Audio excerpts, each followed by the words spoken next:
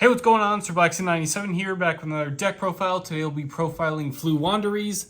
This is another one of our collaborative deck profiles with DarkMagicianDude on Instagram. He's been a huge help in getting us a lot of cards for decks, including help on some actual profiles themselves, from Sky Strikers to Sword Souls, and now to our little bird deck. So, without further ado, even though it's the middle of summer and we won't be migrating south, no point in wasting time. Let's take flight with our birds, starting with, as is tradition, the extra deck, starting with Relinquished Anima. Pretty much since Link Rebo is now banned, we're going to have to substitute in some other Link ones, such as Relinquished Anima. Requires a level 1 monster, except for a token. Get to target a face-up monster. This card points to. Equip that monster to this card, maximum of 1. This card gains attack equal to that equipped monster. It's just a nice little card to shove into the extra monster zone. Steal one of your opponent's monsters by equipping it, and then getting a nice little attack boost from it. 2 copies of Nightmare Phoenix. Not an actual wing beast, but it is a bird, so it technically counts for the deck. 2 monsters with different names. If it's link summoned, discard a card to target and destroy a spell or trap our opponent controls. Then if this was co-linked at the effect's activation, you get to draw 1 card, which is really nice. Also, co-linked monsters can't be destroyed by battle. A lot of the Nightmare stuff has protection just for a lot of your co-link stuff. Phoenix being a great way to just protect yourself from battle. If you want to protect yourself from card effects, Cerberus would be the way to go. Up next we have, Hurasfelger, or just the Desperate Doom Eagle. 2 or more wind monsters, gains 2400 attack while your opponent has no monsters in the graveyard, which is pretty nice on top of the 2400 attack it already has. Quick effect, we get to target a monster in our opponent's graveyard, shuffle it into the deck. So as long as our opponent has nothing in their grave, we're able to pretty much get some stupidly high attack with this. Combined with stuff like Dimension Shifter and being able to just shuffle stuff back itself, we're able to pretty much clean out our opponent's graveyard and just make sure that this hits the field with a pretty high attack, or at least helps us clear out our opponent's graveyard to prevent stuff like Bestials from going off. Next, we have 1 copy of Nightmare Unicorn. 2 or more monsters with different names. It's link summon, discard a card to target a card on the field. Spin it back into the deck. If it was co-linked at activation, get to draw a card. Also, it turns basically your draw phase into like a pot of greed. Get to draw cards for each number of different named co-linked Nightmare Link monsters instead of just drawing 1 card.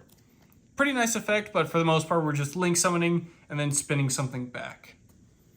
And then finally, Nightmare Griffin to round out our Nightmare Links. It is part bird, so it does fit in with the deck.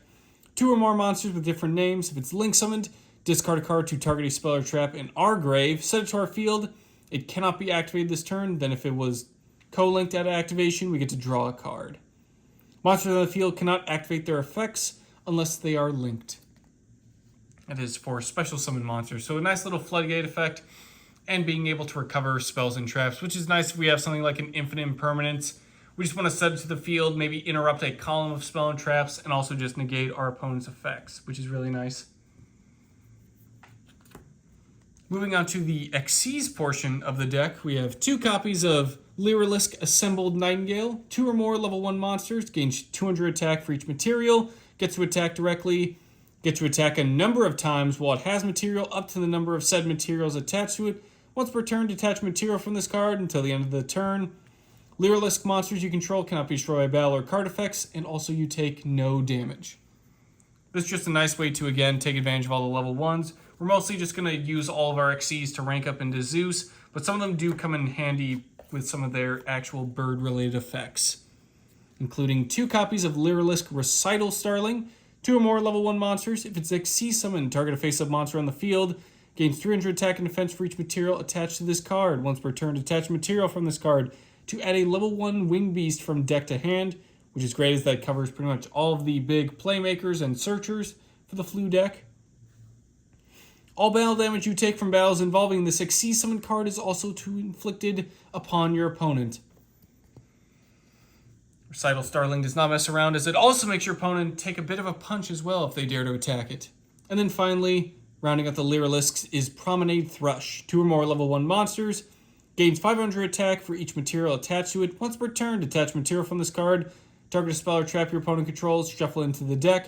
At the start of the damage step, if another monster you control battles, Detach any number of materials from this card. That monster you control gains 300 attack for each material detached until the end of the turn. Again, just a nice way to shuffle stuff back into the deck and also become a Zeus target. Up next, we have number 49, Fortune Tune. Not really a way to make it in the deck as we aren't running level 3 monsters, but it is a bird, so it does fit into the deck. 2 level 3 monsters. Neither player can target this card in the field with card effects. This card will be destroyed by battle or card effect. Detach material from it instead. Once per turn during your standby phase, gain 500 life points. If this card is sent from the field to grave, target 2 level 3 monsters in the graveyard, shuffle both in the deck. Return this card to your extra deck. Nice way to recover itself materials and being able to give us some life points and protect itself, which is very nice. But it's also mostly just a bird. 2 copies of DarkMagician, just so we can rank up into some of our other XCs. 2 level 4 spellcaster monsters, or during the main phase 2, you can also XC summon it by using a rank 3 or lower XC's monster controls material. Transfer its materials to DarkMagician, gains 200 attack for each material attached to it. If it attacks a defense position monster, it gets piercing damage. And if it battles after damage calculation, attach material from it. So this basically just helps us to load up our Zeus. And speaking of Zeus, we have finally 1 copy of Divine Arsenal AA Zeus, Sky Thunder. 2 level 12 monsters, or once per turn. If an Xyz monster battled this turn, you can Xyz summon Divine Arsenal Zeus by using 1 Xyz monster control as material. It doesn't have to be the one that battles, just as long as an Xyz monster on your field battles, you can just jump right into using this. As a non-once per turn effect, and a quick effect at that, you can attach 2 materials from this card to send all other cards from the field to the graveyard. Once per turn, if another card you control is destroyed by battle or card effect, you can attach a card from hand deck or extra deck to this card as material. Zeus is terrifying. It's a Xyz boss monster that really just doesn't need much introduction. As long as you load up with materials, you can really just go through your opponent's combos. It's also recommended to have some way to deal with their graveyard, as you'll be sending a lot of stuff to grave with all the materials you are detaching. For the most part, we are really going to be using the extra deck, as most of our lower level Floowandereeze will lock us out of it. But it's mostly just to help out with stuff like Pot of Extravagance, Pot of Prosperity, just so we at least have targets. And in the off chance, we can actually make a relinquished anima. But in any case, it's time to take flight with our main deck, starting with 3 copies of Floowandereeze and Eaglin. To save us all some time, a good note and a shared effect amongst the lower level Floowandereeze: if this face-up card would leave the field, banish it instead. Also, you cannot special summon during the turn you activate either effect of the lower level Floowandereeze cards. If Eaglin is normal summoned, add a level 7 or higher Wingbeast monster from deck to hand. Then immediately after this effect resolves, normal summon a Wingbeast monster. If a Wingbeast monster is normal summoned to your field while it's banished, add this card to the hand. The ability to banish itself and then recover it back is another shared trait amongst the little bird, so really banishing itself when it leaves the field isn't the end of the world. We're doing a lot of searching, and we'll also be able to recover them pretty quickly, too. Up next, we have 2 copies of their other big searcher, Floowandereeze and Robina. Pretty much functions the same as Eaglin, but this one searches for level 4 or lower Wingbeast monsters when it's normal summoned, and then immediately lets us normal summon a Wingbeast monster. Same effect of being able to lock out our special summons, banishes itself when it leaves the field, and recovers itself when a monster, Wingbeast monster that is normal summoned to our field. Moving on to the one-ofs for the deck, we have 1 copy of Floowandereeze and Toucan, and 1 copy of Floowandereeze and Stree.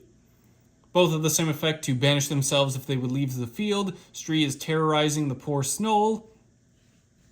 They also can recover themselves when banished if a Wingbeast monster is normal summoned. Floowandereeze and Stree's effect is, if it's normal summoned, target a card in either graveyard, banish it, and then immediately after this effect resolves, you get to normal summon your Wingbeast. Toucan kind of works in the opposite, where you get to target a banished Floowandereeze card. That's any card, so that includes spells and traps and monsters. Add it back to the hand, then we get to immediately normal summon our Wingbeast monster. So they both kind of work in tandem with each other, kind of like Robina and Eaglin with their searches. Stree gets the banishing stuff. Toucan gets to recovering those banished cards.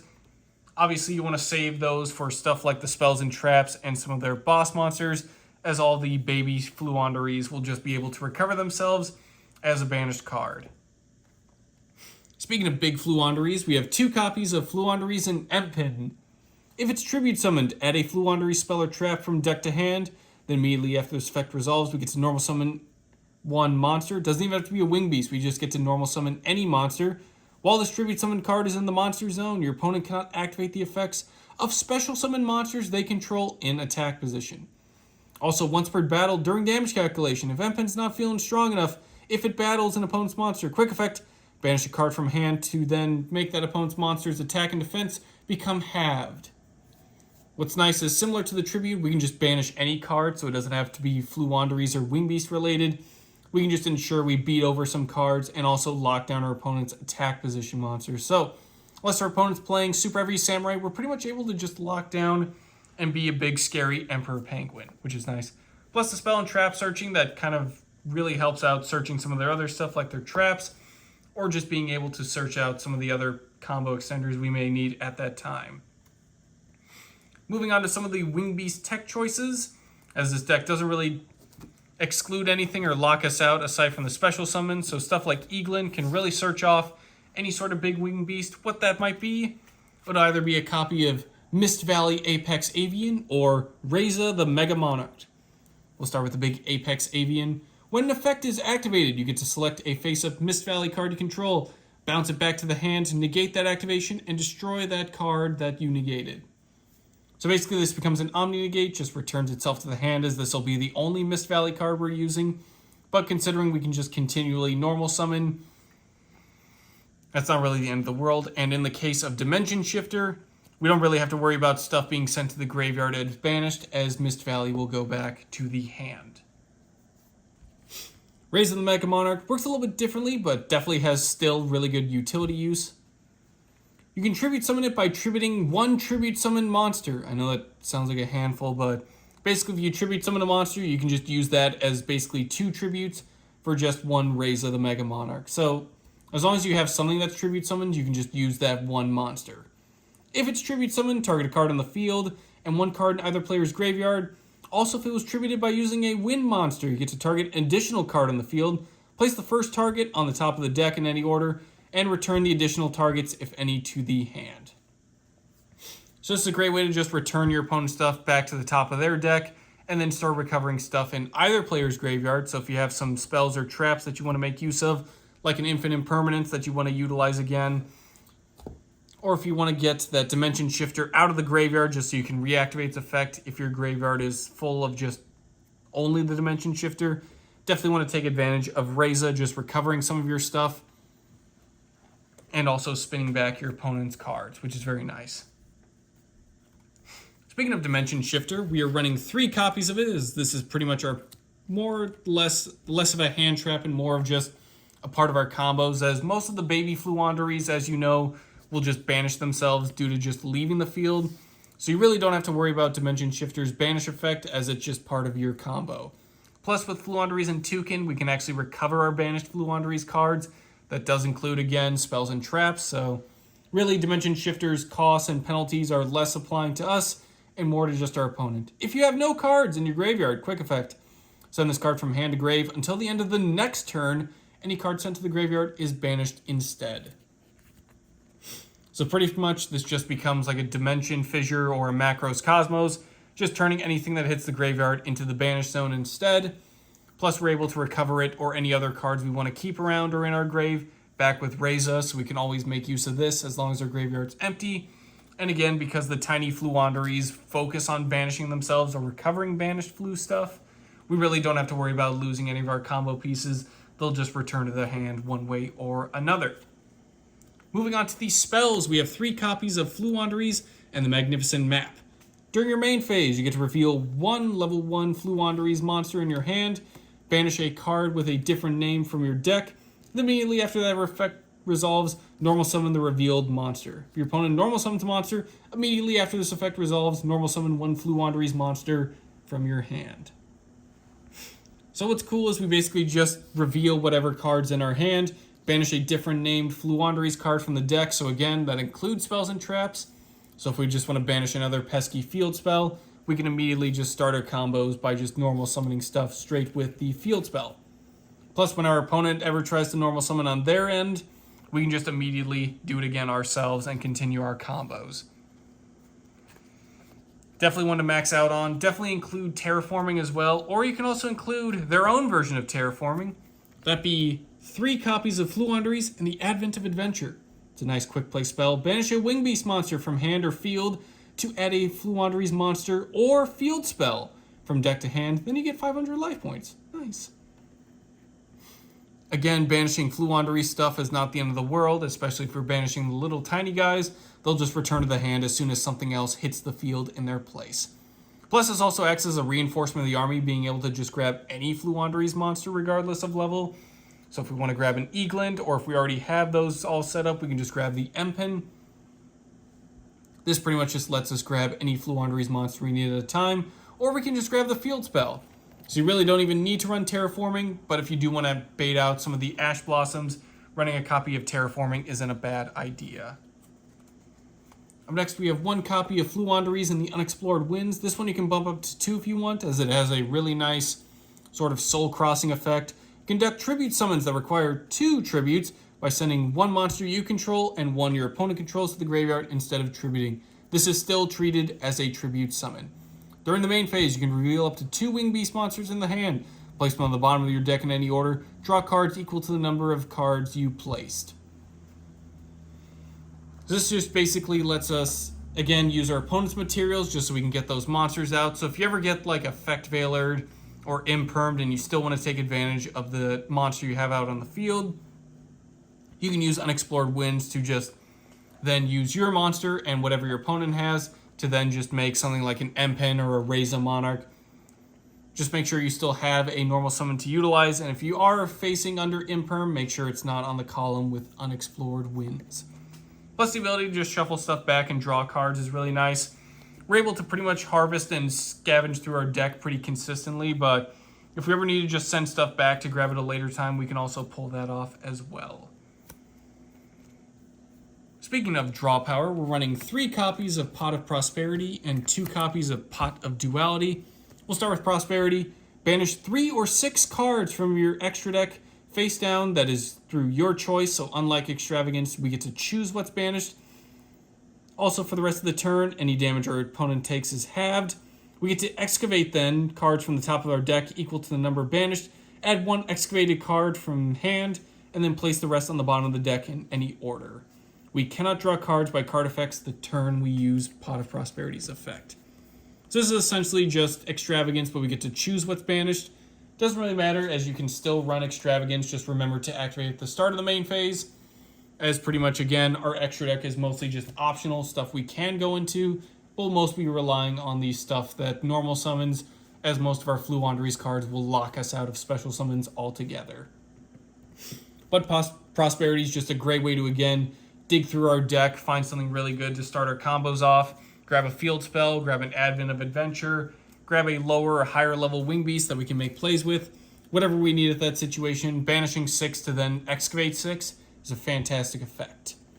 Moving on to Pot of Duality. Excavate the top 3 cards of your deck, add 1 of them to your hand, shuffle the rest back into the deck. You can only activate 1 per turn, and we cannot special summon the turn we activate this card. So this again just kind of plays into Floowandereeze. We're already not special summoning, so that's not really a restriction on us, and it functions the same as Prosperity. Lets us excavate, grab a card we need to start our plays or continue our combos, and keep the Floowandereeze train moving from there. For board breakers, we have 3 copies of Dark Ruler No More. We get to negate the effects of all face-up monsters our opponent currently controls until the end of the turn. Our opponent cannot activate monster effects in response to this card's activation, but it also includes you, so be careful when activating it if you really don't want to. Just note that no one's monsters can activate effects in response to Dark Ruler No More, but also for the rest of the turn, our opponent takes no damage. So it's a nice way to just shut down our opponent's board, make sure our combos proceed off in peace at the cost of them not taking damage. But with stuff like Apex Avian able to negate and destroy stuff, or Reza able to spin and recover stuff back, we're never really in too much of a pinch. But just to kind of help play defensively or offensively, we also have Called by the Grave for hand traps, and 2 Book of Moon just for disruption. Called by the grave, target one monster in your opponent's graveyard, banish it, and if you do until the end of the next turn, its effects are negated as well as its activated effects and effects on the field of monsters with the same original name. Basically, it's just meant to shut down hand traps or any effect that really just doesn't have a non-once per turn that we really just want to get rid of an opponent's monster in the grave. It's a good way to protect yourself from those Ash Blossoms, Effect Veilers, or anything your opponent is trying to make use of. It's also a great way to interrupt Bestials, as you can just snipe out whatever they're trying to banish and then kind of just interrupt that summoning from there. 2 copies of Book of Moon. Target a face-up monster on the field. Change that target to face-down defense position. This is just to help us interrupt some of our opponent's plays. It definitely comes in handy if you're running a copy of Floowandereeze and Snoll, as it has piercing damage, and also plays into some of our other effects, like some of our trap cards, as they can also turn our opponent into a Book of Moon festival. Speaking of which, we'll start with the Floowandereeze trap. Floowandereeze and the Dreaming Town. During the main phase, immediately after this effect resolves, normal summon a level 4 or lower Wing Beast monster. If you tribute summon a level 7 or higher Wing Beast monster, or just a monster in general while this card is in the graveyard, banish it to change all monsters our opponent controls to face-down defense position. Fantastic way to, again, just make sure our summons are going off during our opponent's turn, including with stuff like Floowandereeze and the Magnificent Map, and we can also banish it to then just Book of Moon our opponent as soon as that M-Pin or a Razor Apex Avian hits the field.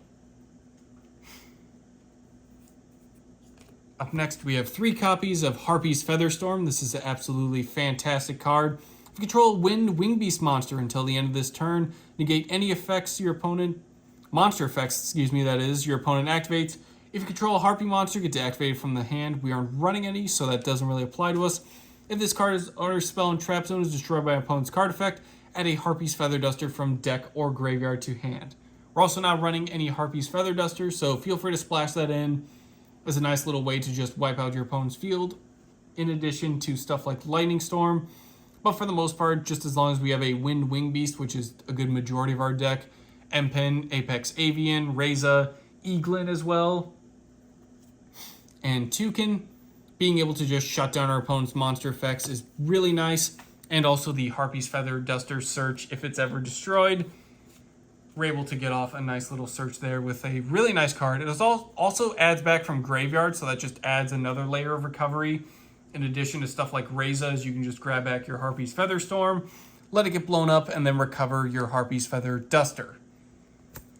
Rounding out our trap lineup, we have 3 copies of Infinite Impermanence. Target a face-up monster your opponent controls. Negates effects until the end of the turn. Then if this card was set before activation and is on the field at resolution, for the rest of the turn, all their spells and traps in this card's column are negated. If you control no cards, also you can just activate this from the hand. Good lord, this is terrifying.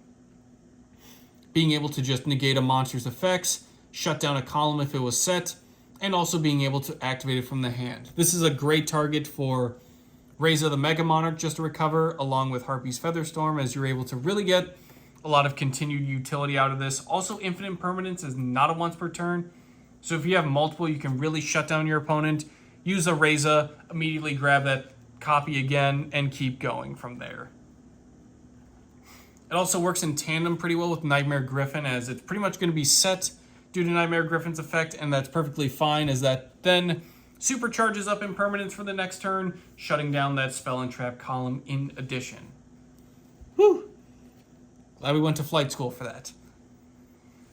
That'll do for today's deck profile. Huge thanks again to DarkMagicianDude for collaborating on this. This was a ton of fun to use in remote duels. Pretty terrifying deck, so definitely one you want to study up on. I know it's a bit of a hated deck in some instances, as it's a little bit unfair and oppressive, but they are pretty cool looking birds, and I do like some of the artwork, especially on, of course, the very much well celebrated and adored Street. So some of them are pretty goofy and cartoonish, which I do enjoy, especially with Advent and Adventure, where they have a little snowman in the background. So they are cute at the very least, so I appreciate them for that. But in any case, huge thanks to DarkMagicianDude for sending this in. We'll be sure to definitely make more use of this in upcoming remote duels. Thank you all for watching, and I will see you all next time.